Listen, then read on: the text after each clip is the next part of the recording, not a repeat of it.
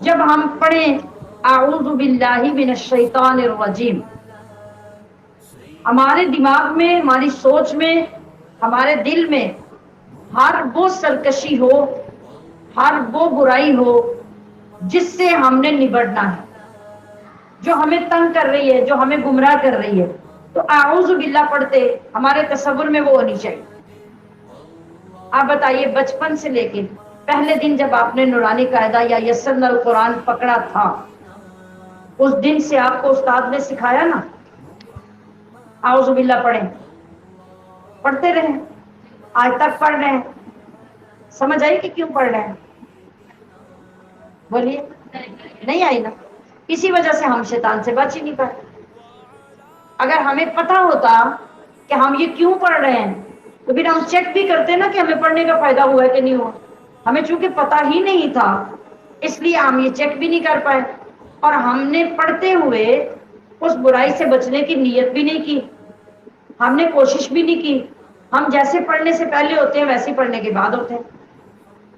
تو اس وجہ سے سارا دن اعوذ باللہ پڑھتے رہیں، ساری رات پڑھتے رہیں۔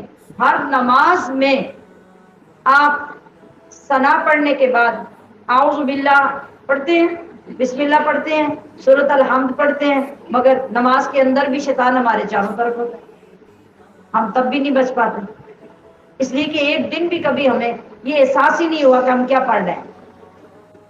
تو آج سے ہمارے تصور میں کیا چیز آئے گی کہ جتنی بار ہم تعوذ پڑھیں گے اتنی بار ہم ان چیزوں سے پناہ بھی مانگیں گے۔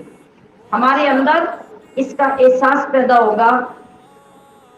اگر ہمیں یہ مینشن کرنا مشکل ہو نا کہ بھی میرے اندر کون سی برائی ہے جس سے مجھے پہلے پناہ مانگنی چاہیے، یہ مشکل ہو جائے، تو پھر مجموعی طور پر پڑھتے ہوئے ہمیں خیال رکھنا چاہیے کہ یا اللہ مجھے ہر شیطانی طاقت سے پناہ عطا فرما، ہر شیطانی طاقت سے بچا، جو میرے اندر ہے وہ بھی اور جو میرے آگے پیچھے ہیں، میرے ماحول میں، میرے معاشرے میں، میری سوسائٹی میں، میرے اسکول میں، میرے کالج میں، جہاں جہاں بھی شیطانیت ہے مجھے ان سب سے محفوظ فرما۔